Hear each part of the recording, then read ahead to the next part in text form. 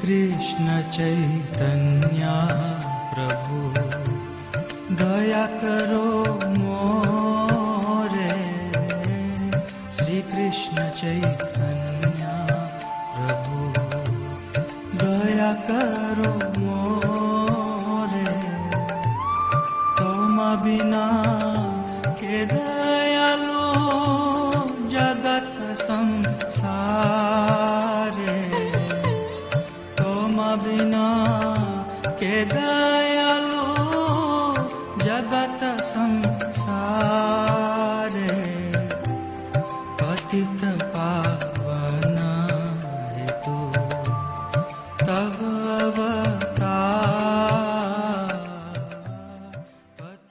ओम अज्ञानतिमिरन्धस्य ज्ञानाञ्जनशलाकया चक्षुरुन्मिलितं येन तस्मै श्रीगुरवे नमः। नमो ओं विष्णुपदाय कृष्णप्रेष्ठाय भूतले श्रीमते भक्तिवेदान्त स्वामिनिति नामिने। नमस्ते सारस्वतीदेवं गौरवाणी प्रचारिणे निर्विशेषशून्यवादी पाश्चात्यदेशतारिणे। जय श्री कृष्ण चैतन्य प्रभु नित्यानंद श्री अद्वैत गदाधर श्रीवासदि गौरभक्त वृंद। हरे कृष्ण कृष्ण कृष्ण हरे हरे, हरे राम राम राम हरे हरे।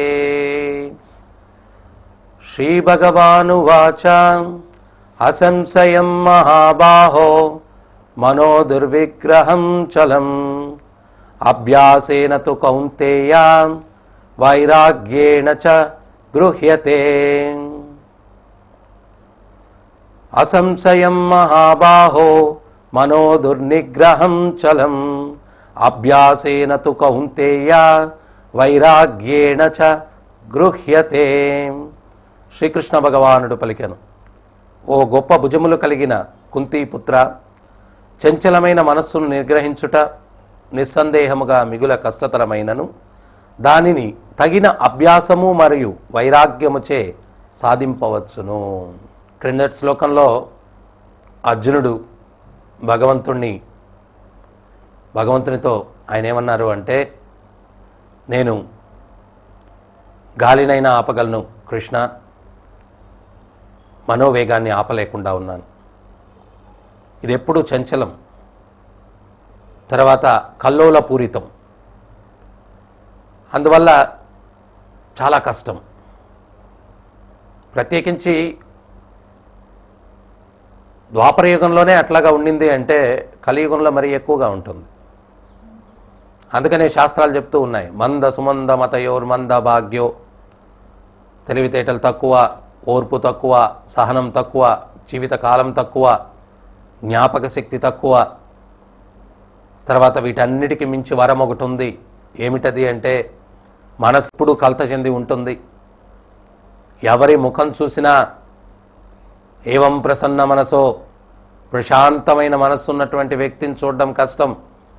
భూతద్దం వేసినా కనిపించడు, ఎప్పుడు మనసు కలత చెంది ఉంటుంది, ఎప్పుడు అందరూ టెన్షన్గా ఉంటారు. మరి కలియుగం చాలా కష్టం. మరి భగవంతుడు ఇక్కడ ఈ శ్లోకంలో ఏం చెప్తున్నారంటే అర్జునుడికి, నీవన్నట్టుగా మనస్సును నిగ్రహించడం కష్టమే, కానీ అభ్యాసం ద్వారా, అభ్యాసయోగయుక్తేన చేతసా నన్యగామినం పరమం పురుషం దివ్యం యాతి పార్థాను చింతయ. అభ్యాసయోగయుక్తేన ప్రాక్టీస్ చేయాల ఆ మనస్సును నిగ్రహించడానికి. ప్రాక్టీస్ లేకుండా ఏం కాదు. చదువులో అయినా, పరుగు పందెంలో అయినా, దేంట్లో అయినా కానీ ప్రాక్టీస్ ఉండాలి, అభ్యాసం ఉండాలి. అదే రకంగా ఈ మనస్సును నిగ్రహించడానికి కూడా అభ్యాసం ఉండాలి. చాలామందికి అర్థం కాని విషయం ఏంటి అంటే, ఆధ్యాత్మిక చింతనకు వచ్చినటువంటి మొదటి రోజే వీళ్ళు బ్రహ్మర్షులు కావాలని చెప్పి అనుకుంటారు. స్వామి నేను వచ్చాను, నామం చేశాను, ఇంకా నా మనసు కలత చెందుతూనే ఉంది. స్వామి ప్రభుపాదులు వారు చెప్తారు, ఫ్యాన్ తిరుగుతూ ఉంటుంది, స్విచ్ ఆఫ్ చేయంగానే ఆగిపోదు. అది తిరుగుతూ ఉండడం వల్ల ఆ ఫోర్స్ వల్ల కొంత సమయం తిరిగి ఆగుతుంది. మరి మన మనస్సు యొక్క ఫోర్సు ఎన్ని జన్మల నుంచి ఉందో, ఒక్కసారి మనుష్య జన్మ రావాలా అంటే 80 లక్షల యోనుల్లో నుంచి జన్మలు మార్చుకుంటూ చివరిగా మనుష్య జన్మ వస్తూ ఉంది మనకు. మరి ప్రతిసారి ఇదే మనసు ఎన్నో అలవాట్లతో నిండి ఉంది ఈ మనసు. అటువంటి ఈ మనస్సుని ఒక్క జన్మలో, అది ఒకే రోజు ఆధ్యాత్మిక చింతనకు వచ్చిన మొదటి రోజే స్వామి మీరు నామం చేయమన్నారు, నామం చేస్తున్నా కానీ మనసు పరిగెడుతూ ఉంది. మనసు పరిగెత్తడం దానికి ఇప్పుడుది కాదు, ఎన్నో జన్మలుగా అలవాటై ఉంది. దాన్ని అభ్యాసం చేయడం ద్వారా, చరిత్రలో చూడండి, విశ్వామిత్రుడు బ్రహ్మర్షి కావడానికి 60,000 సంవత్సరాలు తపస్సు చేశాడంట. రాత్రికి ఓవర్ నైట్లో ఆయన బ్రహ్మర్షి కాలేదు. అదే రకంగా ఈ మనస్సును నిగ్రహించాలా అంటే అభ్యాసం, వైరాగ్యం. మరి వైరాగ్యం ఎప్పుడు వస్తుంది? ఆత్మజ్ఞానం వల్ల వస్తుంది. ఎప్పుడైతే నువ్వు ఈ శరీరం కాదు, నువ్వు ఆత్మస్వరూపుడు అన్నటువంటి సత్యం తెలుసుకుంటావో అప్పుడు వైరాగ్యం వస్తుంది. మరి అభ్యాసం, సాధన చేయడం ద్వారా. అందుకనే ఆచార్యులు ఈ సాధన తీవ్రతను బట్టి వీటిలో మనోనిగ్రహం అన్నటువంటిది ఆధారపడి ఉంటుంది. చదువుకునే పిల్లవాళ్ళలో వాడి తీవ్రతను బట్టి వాడు ఎంత త్వరగా ఆ విద్యను నేర్చుకుంటాడు అనేదాన్ని ఆధారపడి ఉంటుంది. ఇది కూడా సాధకుని యొక్క తీవ్రతను బట్టి. అయ్యవారు పాఠం అందరు విద్యార్థులకి ఒకే పాఠం చెప్తాడు, కానీ తీవ్రత ఉన్నటువంటి విద్యార్థి తొందరగా దాన్ని నేర్చుకుంటాడు. ధ్యానం పెట్టి వినేవాడు తొందరగా దాన్ని నేర్చుకుంటాడు. అదే రకంగా ఈ ఆధ్యాత్మిక చింతనలో కూడా తీవ్రత ఎవరిలో ఉందో, తీవ్రతతో సాధన ఎవరైతే చేస్తాడో వాడు త్వరితగతిలో ఈ యొక్క మనస్సును నిగ్రహించగలడు. రాత్రికి వచ్చేది కాదు. భగవంతుడు కూడా ఇంప్రాక్టికల్గా చెప్పట్లేదు, అభ్యాసం చేయమంటున్నాడు. లేదు నువ్వు ఇప్పుడిప్పుడు మనస్సును నిగ్రహించేయాలా అని భగవంతుడు చెప్పట్లేదు, అభ్యాసం చేయమంటున్నాడు. అందుకని ఆచార్యులు ఒక చక్కటి ఉదాహరణ ఇచ్చారు, ఒక కథ. ఒకసారి కొందరు వ్యాపారులు ఎడారిలో ప్రయాణం చేసిపోతూ ఉన్నారంట. వాళ్ళు తెచ్చుకున్నటువంటి నీరు అయిపోయింది. అయిపోతే దప్పిక, ఏం చేయాలో అర్థం కావట్లేదు. కొంత దూరం వెళ్ళిన తర్వాత ఎడారిలో నివసించేటువంటి కొంతమంది వ్యక్తులు కనిపించారు. వాళ్ళకి విషయం చెప్పారు, అయ్యా మా గొంతు ఎండిపోతూ ఉంది, కొంచెం నీళ్లు కావాలన్నారు. వాళ్ళు వాళ్ళ దగ్గర ఉన్నటువంటి జలాన్ని కొంచెం వీళ్ళకి ఇచ్చారు. వాళ్ళు తాగిన దానివల్ల ప్రాణాలు రక్షింపబడ్డాయి. మరి వాళ్ళు మనకు జలాన్ని ఇచ్చి, నీటినిచ్చి ఇంత సహాయపడ్డారు కదా, వాళ్ళకు ప్రతిఫలంగా ఏమైనా ఇవ్వాలన్నటువంటి ఉద్దేశంతో వీళ్ళు ప్రయాణానికి ఉంచుకున్నటువంటి మామిడి పళ్ళు కొన్ని ఉన్నాయి, అవి వాళ్ళకి ఇచ్చారు. బాగా పండున్నాయి, చాలా రుచిగా ఉన్నాయి. ఆ ఎడారిలో నివసించే వాళ్ళు జీవితంలో ఎప్పుడు మామిడి పండు తినలేదు. ఎప్పుడైతే ఆ పండును రుచి చూశారో వాళ్ళ కోరిక కలిగింది, అరే ఇటువంటి పండ్లను భుజించకుండా జీవించడం కూడా ఒక జీవితమేనా, మరి ఈ పండ్లు ఎక్కడ దొరుకుతాయో తెలుసుకొని అక్కడికి వెళ్ళి ఆ పండ్లను భుజిస్తూ జీవితాన్ని గడపాల. సరేనని చెప్పి ఆ పండ్లు ఎవరైతే ఇచ్చారో వాళ్ళని అడిగారు, అయ్యా ఈ పండ్లు ఎక్కడ దొరుకుతాయన్నాడు. వాళ్ళు చెప్పారు, చాలా చాలా చాలా దూరం పోవాలా అన్నారు. అక్కడ ఈ పండ్ల వృక్షాలు ఉన్నాయి, పెద్ద వనాలు ఉన్నాయి, తోటలు ఉన్నాయి, అక్కడ సమృద్ధిగా ఈ ఫలాలు దొరుకుతాయి అన్నారు. అప్పుడు ఎడారిలో ఉన్నటువంటి వ్యక్తులందరూ కూడా నిర్ణయించుకున్నారు, చాలా చాలా చాలా చాలా దూరం. అప్పుడు ఒక ఆయన నాయకుడిగా ఎన్నుకున్నారు, మీ వెనకాల మేము నడుస్తాం, పోదాం, ఆ పండ్లను ఉన్నటువంటి ప్రదేశానికి వెళ్ళి ఆ పండ్లను భుజిస్తామన్నారు. బయలుదేరారు. కొంచెం దూరం వెళ్ళిన తర్వాత ఒక 25% వ్యక్తులకి, ఓ అమ్మో చాలా దూరం వచ్చేసామే, ఇంక వెళ్ళలేము, మేము వెనక్కి వెళ్ళిపోతాం. అప్పుడు ఆ నాయకుడు చెప్పాడు, అని నాయన వాళ్ళు ఒక్కసారి చాలా దూరం అనలేదు, చాలా చాలా చాలా దూరం అని 4 సార్లు అన్నారు. మనం చాలా దూరమే వచ్చాం, ఇంకా 3 ఉంది పోవడానికి అన్నాడు. మీరు పోతే పోండి, మేము మాత్రం రాము అన్నాడు. వాళ్ళు వెనుదిరిగారు. అంటే మనం ఎన్నో జన్మలుగా ఈ యొక్క వాసనలన్నిటినీ కూడా అంటిపెట్టుకొని ఉన్నాం. మనసు చాలా చెడు వాసనలకు అలవాటు పడిపోయి ఉంది. దాన్ని కడుక్కునేదానికి ఒక్కరోజు కాదు, ఎన్నో జన్మలు ఎత్తాల. అటువంటిది మనం ఒక్కరోజు ఆధ్యాత్మిక చింతనకు వచ్చి అన్ని మనోనిగ్రహం కలగాలంటే కాదు, సాధన తీవ్రంగా చేయాలి. ఈ వాసనలు ఎంత బలమైనవి అంటే, ఒకసారి ఒక ఆమె ఏదో బుట్టలో వ్యాపారం చేసుకుంటూ పోతూ ఉందంట. ఇంతకు ముందు రోజుల్లో చీకటి పడితే ఏ ఊర్లో ఉంటే ఆ ఊర్లో విశ్రమించి మరుసటి రోజు ప్రాతకాలంలో సూర్యుడు ఉదయించిన తర్వాత మళ్ళీ ప్రయాణం సాగించేవారు. ఒక ఊర్లోకి వెళ్ళిన తర్వాత చీకటి పడిపోయింది. ఆమె ఒక మంచంలో కూర్చుని ఉంది. ఆ రోజు రాత్రి అక్కడ విశ్రమించాలని. ఆ ఇంటి యజమానురాలు ఈమెను గమనించి, అమ్మా నువ్వు స్త్రీవి, బయట ఎక్కడ పడుకుంటావు, ఇంట్లోకి వచ్చి పడుకో అని చెప్పింది. ఈమె ఆ బుట్టను తీసి సూర్యుడి మీద పెట్టి ఇంటి లోపలికి వచ్చి పడుకునింది. ఆ ఇల్లు ఎవరిది అంటే పూల వ్యాపారం చేసేవారి ఇల్లు అనమాట. ఇంటి నిండుకు రకరకాల పూలున్నాయి, మంచి సుగంధాలు వెదజల్లుతూ ఉన్నాయి. ఈమె పడుకునింది. ఒక 5 నిమిషాలకు లేచి కూర్చొని, వాహ్ నిద్ర పట్టట్లేదు అన్నట్టుగా ప్రవర్తిస్తూ ఉంది. అప్పుడు ఆ యజమానురాలు చెప్పింది, అమ్మా నీకు ఏమీ కష్టం లేదు, ఇక్కడ ఏం అపాయం లేదు, పూర్తి రక్షణ ఉంది, ప్రశాంతంగా నిద్రించు.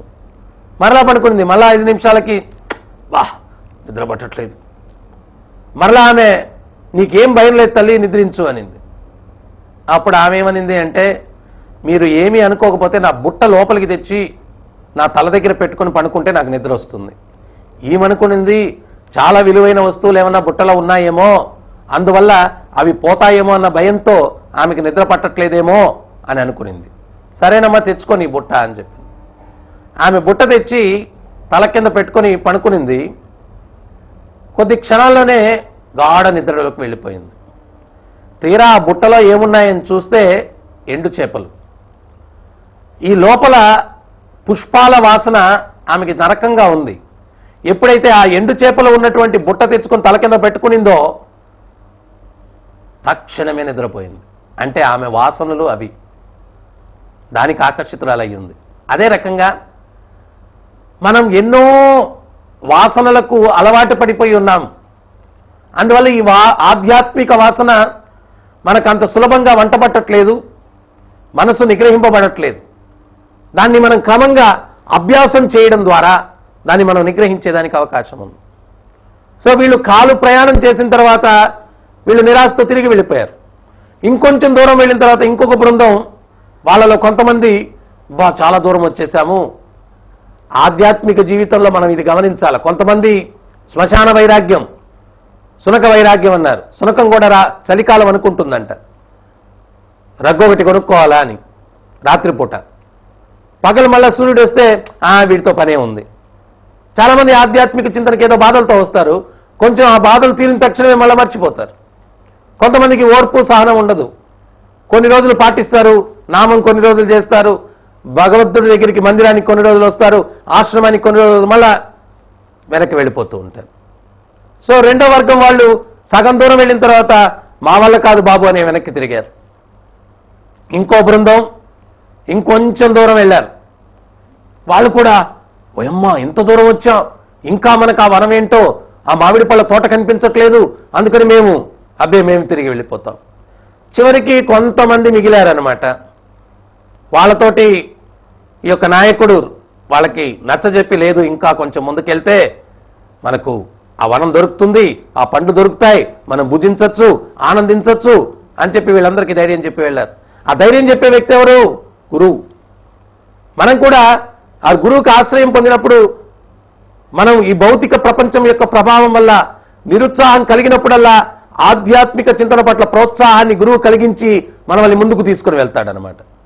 సో అందువల్ల మనం ఏంటి అంటే ఆ గురువుని మనం ఆశ్రయించి ఉండాలి. కొంతమంది గురువు మాటల మీద, ఆ నాయకుడి మీద నమ్మకం పెట్టి వాళ్ళు ప్రయాణించి వెళ్ళారు. వెళ్తే మొదట కొన్ని పచ్చిక బయళ్ళు కనిపించాయి, తర్వాత కొన్ని చెట్లు కనిపించాయి, పెద్ద పెద్ద వృక్షాలు, ఆ వృక్షాల నిండుకు కూడా మామిడి ఫలాలు బాగా విరగ కాసి ఉంది, పండి ఉన్నాయి. వీళ్ళందరూ వెళ్ళారు ఆనందంతో, ఆ పండ్లని తీసుకున్నారు, ఆనందంగా భుజించారు, అనుభవించారు. అంటే విశ్వాసంతో చివరిదాకా ఉన్న వాళ్లే ఆ మాధుర్యాన్ని అనుభవించగలిగారు.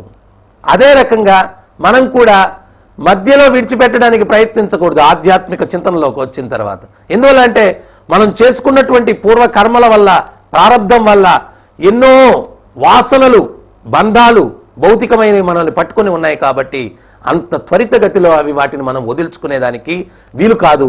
అభ్యాసం వల్ల, వైరాగ్యం వల్ల కుదురుతుంది.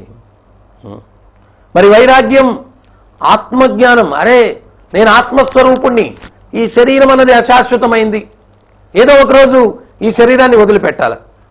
మరి వదిలిపెట్టడానికి ఇంత తాపత్రయపడి ఇవన్నీ సంపాదించడం, ఇవి చేయడం, అవి చేయడం దేనికి అనేటువంటి స్థిర చిత్తం, వైరాగ్యం ఆత్మజ్ఞానం వల్ల వస్తుందన్నమాట. ఆత్మజ్ఞానం వల్ల మనిషిలో ఉన్నటువంటి క్రూరత్వం కూడా పోతుంది.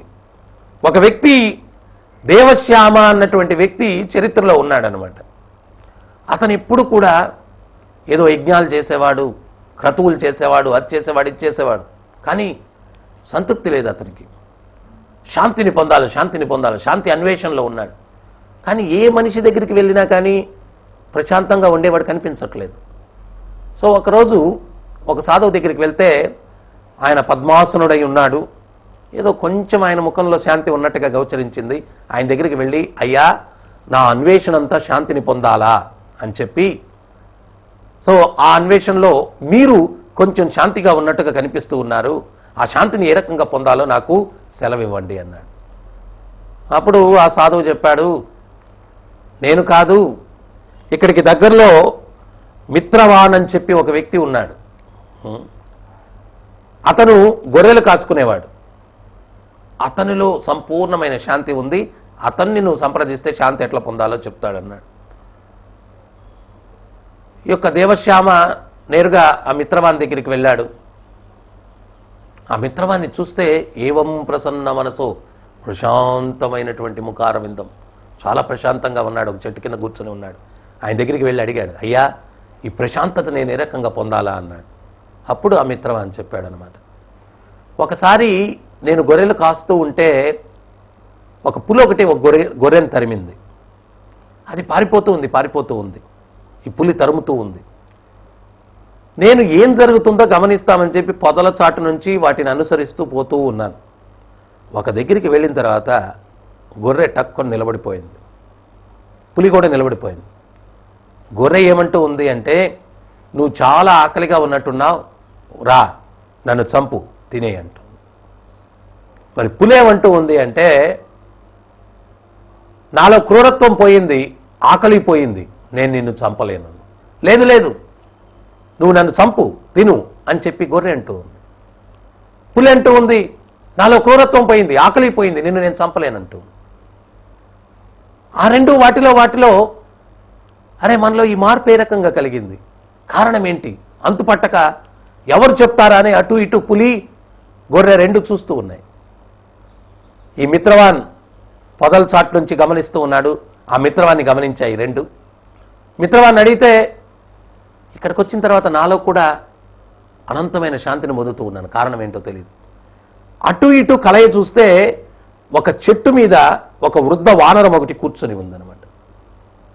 ఆ వానరాన్ని అడుగుతామంటే అప్పుడు ఆ వానరం అడిగినప్పుడు ఈ ప్రదేశం యొక్క మహత్యం ఏంటి, ఇక్కడికి ప్రవేశించిన తక్షణమే గొర్రె తన స్వభావం మారిపోయింది, పులి దాని స్వభావాన్ని మారిపోయింది, శాంతిని పొందుతూ ఉన్నాయి, భయాన్ని వీడాయి, కారణం ఏంటి, వైరాగ్యం వచ్చింది వాటిలో. అప్పుడు ఆ వృద్ధ వానరం చెప్తూ ఉంది, పూర్వానికి ఒక శివభక్తుడు ఇక్కడ ఉండేటువంటి వాడు ప్రతినిత్యం శివుణ్ణి సేవిస్తూ ఉండేవాడు. ఒకరోజు ఆ మార్గంలో ఒక సాధువు వెళ్తూ ఈ యొక్క శివభక్తుని దగ్గర ఆతిథ్యానికి ఉన్నాడు. ఆ సాధువుని శివభక్తుడు సేవించాడు. సేవించిన తర్వాత ఆ శివభక్తుడు ఆ సాధువుతో అన్నాడు, సంపూర్ణమైనటువంటి శాంతిని పొందడానికి ఒక మార్గాన్ని నాకు చూపించండి అన్నాడు. అప్పుడు ఆ సాధువు ఈ బండరాయి మీద భగవద్గీతలో ఉన్నటువంటి ఆత్మజ్ఞానాన్ని తెలియపరిచేటువంటి 2వ అధ్యాయం శ్లోకాలన్నీ కూడా రాసి వీటిని చదువునైనా నువ్వు శాంతిని పొందుతావన్నాడు. ప్రతి నిత్యం కూడా ఆ భగవద్గీతలో ఆత్మజ్ఞానాన్ని తెలియపరిచేటువంటి ఆ శ్లోకాలను రోజు చదవడం వల్ల ఈ ప్రదేశం అంతా కూడా ఆధ్యాత్మిక భావనతో నిండిపోయింది. ఎవరు ఈ ప్రదేశంలోకి ప్రవేశిస్తారో వాళ్ళ యొక్క సహజ స్వభావాలను విడిచిపెట్టి భౌతికానికి అతీతమైనటువంటి ఆత్మ చింతనలోకి వచ్చి వైరాగ్యాన్ని పొందుతారు అని చెప్పి ఆ వానరం చెప్పిందనమాట. ఈ వృత్తాంతం విన్న తర్వాత దేవశ్యామ ప్రతి నిత్యం కూడా ఆత్మజ్ఞానాన్ని తెలియపరిచేటువంటి 2వ అధ్యాయం భగవద్గీతలో రోజు అధ్యయనం చేయడం వల్ల అతనిలో అనంతమైనటువంటి శాంతి. శాంతి అంటే మనస్సు నిగ్రహింపబడినటువంటి వాడే శాంతిగా ఉండగలడు. అందరూ శాంతి అంటే మనసు నిగ్రహం లేకుండా శాంతి వేరేగా వస్తుంది అనుకుంటే అది సత్యం కాదు. మనోనిగ్రహం ఎవరిలో ఉంటుందో వాడే శాంతిగా ఉండగలడు. యథార్థ జ్ఞానం తెలిసినటువంటి వాడే మనస్సును నిగ్రహించగలడు. యథార్థ జ్ఞానం లోపించడం వల్లే ఈరోజు మనిషిలో అశాంతి తాపత్రయాలు ఎక్కువగా ఉన్నాయి. ఒకరోజు ఈ శరీరం అశాశ్వతమైంది, అన్ని వదిలిపెట్టి వెళ్ళాలా అన్నటువంటి సత్యం తెలియక తాపత్రయం ఎక్కువ పడుతూ అధర్మంగా తప్పుడు మార్గాల్లో డబ్బు సంపాదించాలా, అది చేయాలా, ఆ అన్యాయం చేయాలా, ఈ మోసం చేయాలా, దోచుకోవాలా, వీటన్నిటికి కారణం ఏంటి? అజ్ఞానం. అలెగ్జాండర్ అంతటి వాడే చనిపోయేటప్పుడు 2 చేతులు బయటపెట్టి పూడ్చిపెట్టమన్నాడంట. ఎందుకు? ఖాళీ చేతులు చూసిన ప్రతి ఒక్క వ్యక్తిలో కూడా సాక్షాత్కారం కలగాల. అలెగ్జాండర్ ప్రపంచాన్ని జయించినా వెళ్ళేటప్పుడు చిల్లి కవ్వ కూడా తనతో తీసుకుని వెళ్ళలేదు అన్న సత్యం నలుగురికి తెలియాలా. అందువల్ల ఈ 2 చేతులు బయటపెట్టి పూడ్చిపెట్టమన్నాడంట. మరి ఈ యథార్థ జ్ఞానం ఎప్పుడైతే మనకు తెలుస్తుందో అప్పుడు ఆటోమేటిక్గా వైరాగ్యం వస్తుంది. మరి వైరాగ్యం, శాంతి మనోనిగ్రహం వల్ల. వైరాగ్యం ఎప్పుడైతే వస్తుందో మనస్సును నిగ్రహిస్తాడు. ఆ మనస్సును ఎప్పుడైతే నిగ్రహిస్తాడో వాడు శాంతిగా ఉంటాడు. సో అందువల్ల సాధన, వైరాగ్యం 2 ఉన్నటువంటి వాడే మనోనిగ్రహంతో శాంతిగా ఉండగలడు అని చెప్పి ఇక్కడ ఈ శ్లోకంలో భగవంతుడు చెప్తూ ఉన్నారు. సో అందువల్ల మనం భౌతిక జీవనం, ఈ శరీరాన్ని పోషించుకునేదానికి ఉద్యోగమో వ్యాపారమో చేస్తూ ఉన్నాం. మరి శాంతిగా ఉండడానికి కూడా కొంత వ్యాపారం చేయాలి. అది భక్తి వినిమయ వ్యాపారం. శాంతిని పొందడం కోసం మనం వ్యాపారం చేస్తే, ఉద్యోగం చేస్తే డబ్బు వస్తుంది, కడుపును, శరీరాన్ని పోషించుకోగలం. మరి శాంతి ఎక్కడొస్తుందో కూడా తెలుసుకోవాలి. శాంతి భక్తి వినిమయ వ్యాపారం వల్ల. భక్తి వ్యాపారం. వ్యాపారం అంటే కర్మ, ప్రక్రియ. అంటే భక్తుల దగ్గరికి పోయి వ్యాపారం చేస్తామని అనుకోబాకండి. భక్తి అంటే ఆ భగవత్ సంబంధమైనటువంటి చర్య, భగవంతుణ్ణి సంతృప్తిపరిచే చర్య, ఆ భగవంతుణ్ణి సంతృప్తిపరిచేటువంటి సేవ. అది చేసినప్పుడు ఆత్మకది ఆహారం, సంతృప్తి చెందుతుంది. సో అందువల్ల శాంతిని పొందడం కోసం మనం ఏం చేయాలా? మనోనిగ్రహం కోసం అభ్యాసం చేయాలా, సాధన చేయాలా. తర్వాత వైరాగ్యాన్ని మనం పెంపొందించుకునే దానికోసం ఆధ్యాత్మిక జ్ఞానాన్ని అధ్యయనం చేయాలా, సత్సాంగత్యం చేయాలా, శ్రవణం చేయాలా. అప్పుడు ఆటోమేటిక్గా ఈ యథార్థ జ్ఞానం వల్ల మనలో వైరాగ్యం వస్తుంది. అభ్యాసం వల్ల, సాధన వల్ల మనోనిగ్రహం వస్తుంది. వాడే నిజమైనటువంటి శాంతిని, సుఖాన్ని పొందగలడు. అంతేకాని ఈ యొక్క ఆధ్యాత్మిక జ్ఞానం అన్నటువంటి ధనం మన దగ్గర లేకపోతే నా శాంతి, నా సుఖం. అందువల్ల అభ్యాసం మరి ఏం చేయాలా? నామస్మరణ.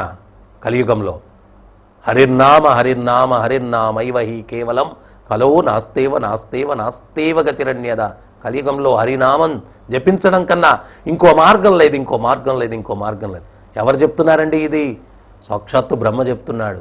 సో అందువల్ల హరే కృష్ణ కృష్ణ కృష్ణ హరే హరే, హరే రామ రామ రామ హరే హరే.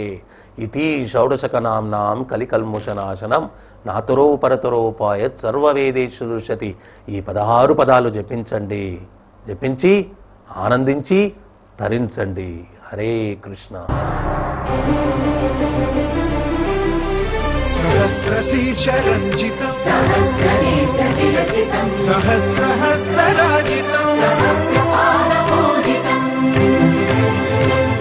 సహస్రవిధ విభాసితం సహస్రవర్ణ సంశ్రితం సహస్రరూపదీపితం సహస్రనామ సలలితం